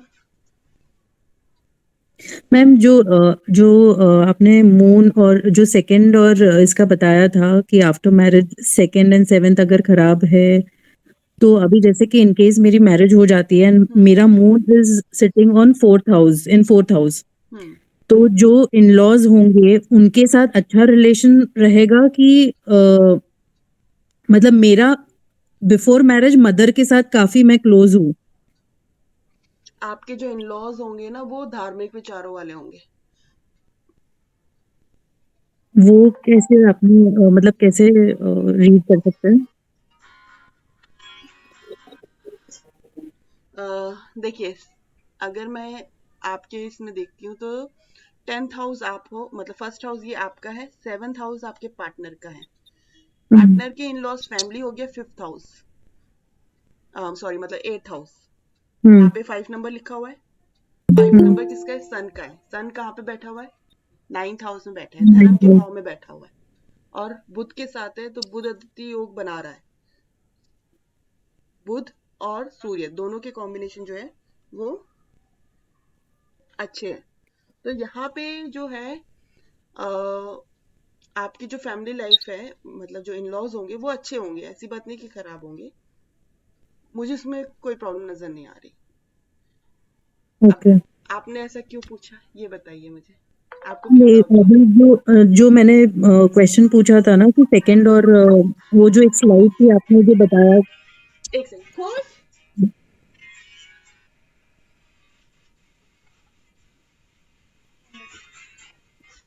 हाँ जी बोलिए। जो आपने एक स्लाइड में बताया था ना मैंने जहाँ पर क्वेश्चन पूछा था कि ये मैरिज के बाद का रिलेशनशिप है कि इसके बिफोर मैरिज का रिलेशनशिप रहेगा जो जैसे कि फोर्थ हाउस है वो मदर का है हम्म तो अभी मदर का मतलब मेरी मदर और मदर इन लॉ मतलब यहाँ पर मुझे थोड़ा कंफ्यूजन हुआ था आपकी कि जो मदर आफ्टर इन लॉ होगी ना वो देखिए, 10th हाउस से काउंट करेंगे हम, 10th हाउस से देखेंगे। अच्छा आपकी मदर तो 4th हाउस से देखेंगे, लेकिन आपकी मदर इन लॉ को 10th हाउस से देखेंगे। 10th हाउस में कौन है? वीनस है। आपकी जो मदर इन लॉ है ना वो सुंदर भी होंगी और ओके स्ट्रिक्ट भी होंगी, डिसिप्लिन वाली भी होंगी। बिकॉज सैटर्न है इसके लिए राइट। ठीक अब है अकॉर्डिंग टू लाल किताब 10th हाउस में वीनस है, तो मैरिज में इस वजह से भी प्रॉब्लम आ रही है कि 10वां घर धोखे का होता है, तो वीनस से आपका जो है वो लिंक बन नहीं पा रहा है। तो कहीं ना कहीं यहाँ पे ये प्रॉब्लम भी आ रही है। आपको जो मैंने ओके उपाय बताया ना वो जरूर करिए।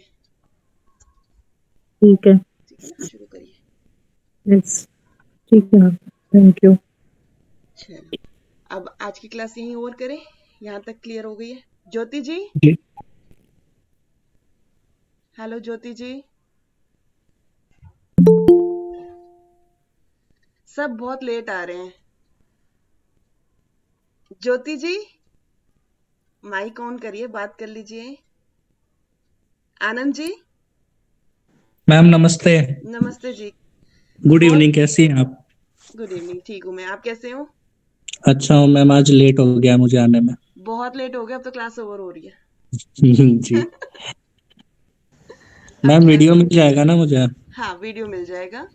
और मैरिज का मैंने आज कॉन्सेप्ट कराया था, मैंने इसके जो पॉइंट्स है वो समझाए थे, तो उसको एक बार आपने समझना है। जहाँ पे हम्म। नहीं कोई डाउट हो या कोई भी प्रॉब्लम हो, समझ ना आ रहा हो, तो वो आप मुझसे पूछ लीजिएगा। मैम एक चीज में मुझे डाउट रहता है, जैसे सेकेंड मैरिज होता है ना, हम्म सो मतलब वो किस तरह से हम लोग देखेंगे कि या किस हाउस से देखते हैं? अभी मैंने वही थोड़ी देर पहले एक्सप्लेन किया था। वैसे तो उसमें है 9th हाउस से हम सेकंड मैरिज देखते हैं। बट मैम ऐसा क्यों होता है कि 9th हाउस, जैसे 7th हाउस हमारा फर्स्ट हो गया है ना, अब एक फर्स्ट बात मैरिज। बताइए, फर्स्ट हाउस हमारा 7th हो गया। 7th हमारा क्या है? लाइफ पार्टनर है। अगर हम्म हम पार्टनर कह रहे हैं, हम्म मैं एक फीमेल की तरफ से बात कर रही हूँ अभी इस समय, हम्म ये मेरे हस्बैंड का है। हम्म यहाँ पे क्या होगा? थर्ड हाउस क्या हो गया? हस्बैंड के ब्रदर बिल्कुल। हो गया। मैम पहले के एक टाइम पे चीज, क्या होता था? हाँ याद करो पुराने एक टाइम चीज पे। है, जैसे आपने बोला ना 7th हाउस, हम्म, तो थर्ड हाउस से अगर हम देखें तो भाई बहन भी होते हैं, है ना? बिल्कुल। तो 7th से थर्ड अगर हम लोग देखें तो हम लोग ये चीज देख सकते हैं कि पहले के टाइम में होता था कि दो भाई है, अगर उसमें से किसी की शादी हुई और उसकी डेथ हो गई हाँ, तो तो उसके देवर से भी आगे शादी करवा करा देते देते थे। थे, या तो भाई के साथ कर लो।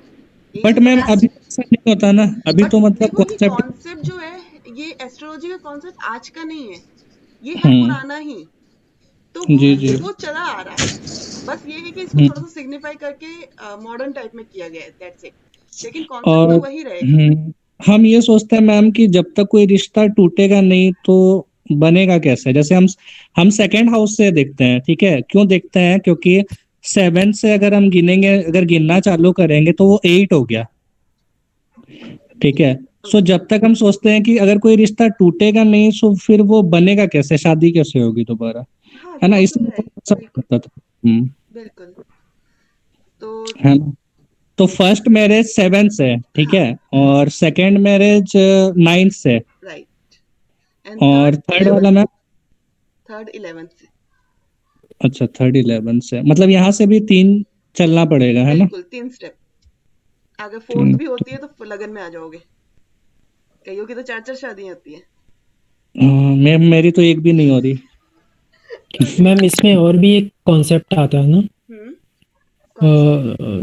नॉर्मली क्या होता है ना कि जैसे अभी आनंद जी बता रहे थे कि बिना रिश्ता टूटे बनेगा कैसे। हम्म, एक्चुअली ये तो कहीं मतलब ऐसे बोल सकते हैं कि ये ट्रू नहीं है। पहले तो बिना कोई रिश्ता टूटे ही एक एक अगर बंदा देखो सिर्फ रिश्ता कितनी टूटा शादियां है, करता था। अगर तो शायद रिश्ता टूटा है, शादी नहीं हुई है, सिर्फ रिश्ता टूटा है, तो हम उसे हम्म शादी नहीं मानेंगे। अच्छा, सबसे पहले तो ये कॉन्सेप्ट क्लियर कर लो, शादी है क्या? जब तक कमिटमेंट है। कमिटमेंट नहीं होती, फिजिकल अटैचमेंट नहीं होती, तब तक वो शादी नहीं होती। मैम शादी आजकल आज तो के टाइम रिलेशन। पे, मैं ये कहूंगी, हम्म आज के यंग जनरेशन, जो आजकल की जनरेशन है, वो तो विदाउट रिलेशनशिप लिविंगशिप में, हाँ मैम वही, वो भी तो शादी है। मतलब रिलेशनशिप में भी, हाँ रिलेशनशिप में भी फिजिकल अटैचमेंट हो जाता वो है। भी शादी है। सो मतलब उसको हम लोग शादी कंसीडर नहीं कर सकते ना, क्योंकि ना तो फेरा हुआ, ना वरमाला हुई, ना लेकिन शादी ही है वो लड़की सिंदूर लगा रही है। वो भी शादी है। उसको भी हम शादी ही कहेंगे। हम्म अगर लव करते हैं, रिलेशनशिप में आ चुके हैं, तो इट मीन्स वो भी मैरिज ही है। हम्म। हाँ जी ma'am ma'am, but good evening. Good sorry evening. Late हो फिर गई से मैं। अपना क्या होगा मैम? कोई नहीं। मैम जो ब्रेकअप हो गया उसको हम लोग क्या मानेंगे फिर, तलाक? हाँ, बिल्कुल। ब्रेकअप के जो कॉम्बिनेशन मैंने बताए हैं, 5 6 12, अगर हाँ कोऑर्डिनेट में बिल्कुल बिल्कुल। 5 6 12 आ रहे हैं हम्म कोई, तो ब्रेकअप है। हम्म अब एक इनके कुछ उपाय मैं बताती हूँ। देखिए, हम्म अगर 1 6 10 ज्यादा आ रहे हैं, 1 6 10 का आ रहा है और लग रहा है कि फीमेल में ज्यादा प्रॉब्लम आ रही है और वो हाउस हम्म वाइफ है, तो हम उन्हें ये कह सकते हैं कि आप कुछ जॉब वगैरह करिए, कुछ वर्किंग फील्ड में जाइए। इससे क्या होगा हम्म कि उसका जो माइंड है वो डाइवर्ट होगा काम में, और जो हम्म घर की प्रॉब्लम्स है वो थोड़ी कम हो जाएंगी। क्योंकि लेडीज के साथ ज्यादातर ये इश्यूज होती हैं। वो चाहते हैं कि काम हम्म करना, लेकिन जो हस्बैंड है या इन लॉज है वो उन्हें रोकते हैं काफी। तो यहाँ पे ये प्रॉब्लम क्रिएट होती है, फिर ये जो फैमिली लाइफ है उसमें इश्यूज आ जाते हैं। हम्म सेम एज इट इज, अगर मेल का आ रहा है तो मेल में भी हम यही कह सकते हैं कि अपने बिजनेस में ज्यादा ध्यान दें, अगर मैरिज लाइफ में डिस्टरबेंस आ रही है तो। ब्रेकअप का अगर आ रहा है, कोई लड़का लड़की एक दूसरे से लव करता है, ब्रेकअप के कॉम्बिनेशन हम्म आ रहे हैं, तो आर्टिफिशियल ब्रेकअप करा सकते हैं किसी के साथ। कई बार हमें कुछ प्लान जो इवेंट है ना वो एक्टिव करने पड़ते हैं, चाहे वो आर्टिफिशियल ही क्यों ना हो। मैम आर्टिफिशियल मतलब नहीं समझा मैं। आर्टिफिशियल आपने पहले के टाइम पे सुना होगा कि किसी की कुंडली में 2 मैरिज के योग होते हैं, तो हम क्या करते थे, पेड़ से शादी, पेड़ से कुत्ते शादी से करा देते थे, घड़े से शादी करा देते थे, कराते थे ना। तो यही इसी तरह का कुछ आर्टिफिशियल इवेंट आपने क्रिएट करना होगा। मैम आर्टिफिशियल लड़की कहाँ से लाएंगे? आर्टिफिशियल लड़की नहीं ला सकते हो, लेकिन कुछ थोड़े टाइम पीरियड के लिए देखो, कुछ टाइम पैसों से भी आजकल सब कुछ होता है। अगर ब्रेकअप कराना है किसी को, हम बोल सकते हैं कि थोड़े टाइम के लिए बन जा, फिर ब्रेकअप कर देते हैं, एटलीस्ट जो मेन है उससे बनी रहे। हाँ मैम ये हो सकता है। मैम आप परमिशन है तो मैं एक बताऊं उपाय। हाँ बताइए। नॉर्मली ये वास्तु से रिलेटेड हो जाता है, शायद जानते भी होंगे। अब ये कुंडली में जो देखते हैं ना वो पूर्व पश्चिम उत्तर दक्षिण, तो ये इलाका वेस्ट नॉर्थ ईस्ट में आ जाता है। 6 हाउस, तो हमने तो 6 हाउस को एक्टिवेट करना है। तो अगर हम अपने घर के नॉर्थ वेस्ट में जाके सोने लगे, नॉर्मली ये लड़कियों के लिए बेटर होगा। ओके। तो ऐसे होता है कि नॉर्थ वेस्ट में अगर वो जाएं और उनका अगर सर वेस्ट की तरफ हो तो वो उस घर से जल्दी विदा हो जाती हैं। हाँ बिल्कुल, ये वास्तु का ट्रिक है। अब मेरे को वो डायरेक्शन याद नहीं आ रही है, अगर कृष्णा जी शायद आपको याद होगी तो मुझे बताइएगा। एक जगह पे हम कृष्ण राधे जी की अगर फोटो लगाते हैं तो उस डायरेक्शन में उस घर में जो रहता है उसका लव अफेयर शुरू हो जाते हैं। वो डायरेक्शन याद है आपको? नहीं, मुझे याद नहीं आ रहा। मैं बताऊंगी, मैं व्हाट्सएप पे आपको बताऊंगी। एक डायरेक्शन में अगर हम राधा कृष्ण की फोटो लगाते हैं तो वहां पे जो भी उस साइड में जो पर्सन रहता होगा उसका लव अफेयर तक शुरू हो जाता है। किसी भी घर मैं में तो भी अगर जरूर आप लगाऊंगा तो। ठीक है, फिर आपको स्पेशली बताऊंगी मैं। मुझे याद नहीं आ रहा है एक डायरेक्शन वहां पे, रिलेशनशिप वाला डायरेक्शन ही है वो। तो वहां पे हम ये मैंने जो एक डायरेक्शन का भेजा था व्हाट्सएप पे, जी उसमें 5th हाउस में ईस्टर्न वॉल लिखा हुआ है और लव अफेयर लिखा हुआ है, हाँ बिल्कुल, तो मे बी ईस्टर्न वॉल हो सकता है। हाँ ईस्टर्न वॉल में ही है। फिर भी मैं एक बार क्लियर कर दूंगी ये पॉइंट, मेरे पास शायद लिखा वो हुआ है। ईस्ट ऑफ नॉर्थ ईस्ट होगा वो। हाँ मेरे पास लिखा हुआ है, ऐसे ही कुछ है। मुझे वो डायरेक्शन प्रॉपर याद नहीं आ रही है क्योंकि चीजों में ना कंफ्यूज हो जाते हैं कई बार। हाँ जी, अब यहाँ तक तो हमने क्लास समझ ली होगी, क्लियर हो गई होगा। जी क्लास आज यहीं पे स्टॉप करते हैं। अब नेक्स्ट क्लास इसकी होगी ट्यूसडे को। मैरिज की आप प्रैक्टिस करिएगा, कॉम्बिनेशन को समझिएगा, जहाँ पे भी डाउट हो वहां पे आप पूछ लीजिएगा, ठीक है ना। मैं इसकी रिकॉर्डिंग सेंड कर दूंगी जी मैम। और पॉइंट क्लियर हो। जिन्होंने भी बहुत लेट लिया है क्लास, ज्योति जी स्पेशली। अच्छा ओके, कृष्णा जी मुझे एक जी चीज मैम। बताइए। ठीक जी है कृष्णा जी, मुझे एक चीज बताइएगा, जूम क्लास बेटर थी या ये गूगल मीट? ये ज्यादा स्पष्ट है। हाँ मैम इसमें ना मतलब अच्छा दिख रहा है सब कुछ। ओके, तो ये ज्यादा क्लियर है, क्लियरिटी इसमें। ठीक है, मैंने कहा आज ना फर्स्ट टाइम मैंने इसमें लिया था, मैं कहा एक बार देखती हूँ कि क्या होता है, फिर उसके बाद डिसाइड करते हैं। चलो ठीक है। अब यहाँ तक की पीडीएफ मैंने मैरिज की दी है ग्रुप में? नहीं दी ना, मैं आज दे देती हूँ, मैरिज की पीडीएफ भी दे देती हूँ और रिकॉर्डिंग आपको कल तक मिल जाएगी। होपफुली आज ही मैं कोशिश करती हूँ देने की, तो आप उसे स्टडी कर लीजिएगा और एक एक पॉइंट को अच्छे से समझिएगा कि किस तरह से मैरिज की प्रेडिक्शन देखनी है। अब मैंने आपको कोऑर्डिनेट समझाए हैं। जी मैम। चलो ओके, बाय। Thank you.